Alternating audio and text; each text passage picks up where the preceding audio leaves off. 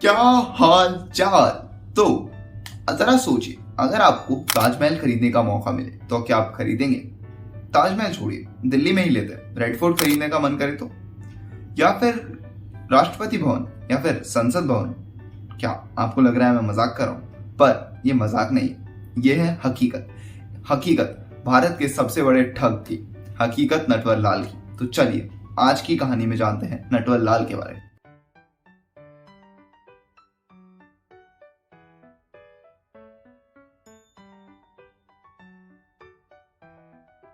नटवरलाल, इनका जन्म बिहार में हुआ था, बिहार की सिवान डिस्ट्रिक्ट में।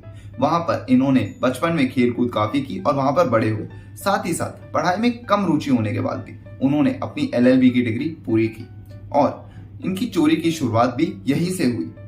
बचपन में उन्हें एक आदमी ने कहा कि ये ले जाओ और बैंक से पैसे निकाल कर ले आओ, तो वो उस डॉक्यूमेंट को ले गए और बैंक से पैसे निकाले। बैंक में उन्होंने ध्यान से देखा कि बैंक वाले सिर्फ और सिर्फ साइन चेक कर कर पैसे दे रहे थे। तो उन्होंने देखा कि ये साइन तो वो भी कॉपी कर सकते हैं, और साइन कॉपी करने में जैसे उन्हें महारत हासिल थी, थोड़े ही दिनों में उन्होंने वो साइन कॉपी कर लिया और वो बैंक गए, उन्होंने पैसे निकाले और उन्हें पैसे मिल भी गए। हालांकि उनकी ये चोरी पकड़ी गई। उसके बाद वो कोलकाता चले गए और वहां भी उन्होंने अपना काम जारी रखा। तो आप जानते हैं उन्होंने सब ये सब करते कैसे थे। नटवरलाल का दिमाग बहुत तेज था। वो लोगों को अपनी बातों में बहला फुसलाने में काफी तेज था।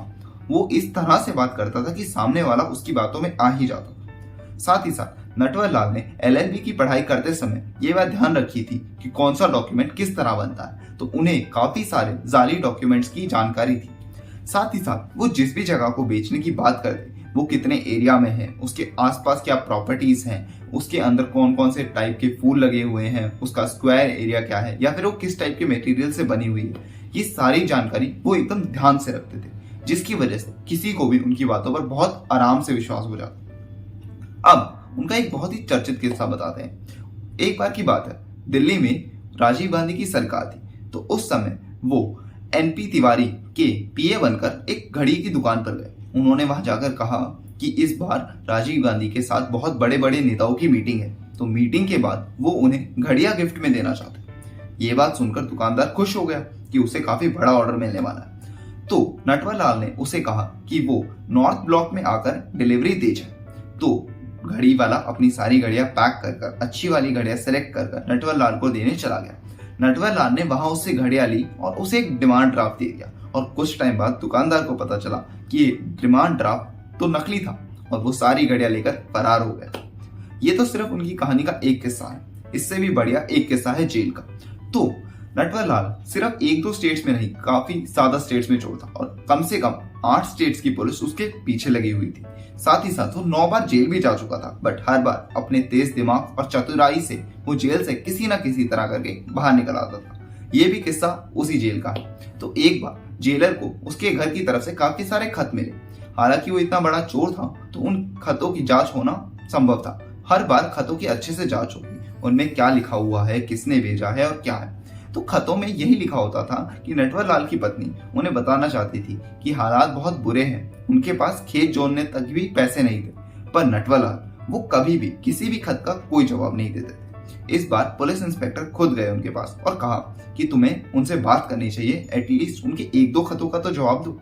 और नटवरलाल ने एक खत लिखा कि जमीन में 1.5 फीट नीचे खोदो और तुम्हें वहां पर मेरे दबाए हुए सोने और जवाहरात मिल जाएंगे। उनसे कुछ समय तक घर का काम चल जाएगा और उसके बाद मैं आ जाऊंगा। ये बात सुनते ही इंस्पेक्टर चौकन्ना हो गया। उसने नियर बाय पुलिस स्टेशन की सारी पुलिस फोर्स वहां पर खुदाई करने के लिए भेज दी। पुलिस फोर्स ने वहां जाकर खुदाई की, पर उन्हें वहां कुछ नहीं मिला। कुछ समय बाद एक खत वापस आया नटवरलाल के लिए। उसमें लिखा था कि खेत जुड़वाने के लिए बहुत बहुत शुक्रिया इंस्पेक्टर साहब। तो यहाँ से हमें उनके तेज दिमाग का पता चलता है। आप सोच ही सकते हैं कितनी चालाकी और चतुराई से उन्होंने वो चीज वहां से निकाल ली। अब नटवरलाल कोई छोटे मोटे चोर नहीं थे, बट नटवरलाल को यहाँ तक पहुंचाया उनके तेज दिमाग ने, उनकी चतुराई ने, और साथ ही साथ वो किस प्रकार यहाँ तक पहुंचे। आपको लग रहा होगा किस्सा यहीं खत्म हो गया। नहीं, किस्से में अभी एक और ट्विस्ट बाकी। आखिर में जब पुलिस ने उन्हें पकड़ लिया था और उनकी उम्र भी काफी ज्यादा हो गई थी, वो कम से कम 88 से 82 साल के थे, तो उस समय पुलिस उन्हें दूसरी जगह शिफ्ट करने वाली थी, तभी उन्होंने तबियत खराब का बहाना बनाया और उन्हें पुलिस वहां से ले गई। उस टाइम वो काफी बूढ़े हो चुके थे और व्हील चेयर का सहारा लेते थे इधर से उधर जाने के लिए। तो पुलिस वालों ने भी सोचा कि ये बुजुर्ग आदमी, बीमार आदमी क्या ही भाग जाएगा, क्या ही कर लेगा। तो कुछ पुलिस वाले अपने काम से निकल गए। एक पुलिस वाला नटवरलाल के साथ ही था। पुलिस वाले को नटवरलाल ने चाय पीने के लिए कहा और उससे चाय मंगवाई। जितनी देर में पुलिस वाला चाय लेकर आया, नटवरलाल वहां से फरार हो चुका था। यानी उसके बाद वो पुलिस के हाथ कभी भी नहीं आया। तो ये थी पूरी कहानी नटवरलाल की, जो भारत का सबसे बड़ा ठग है।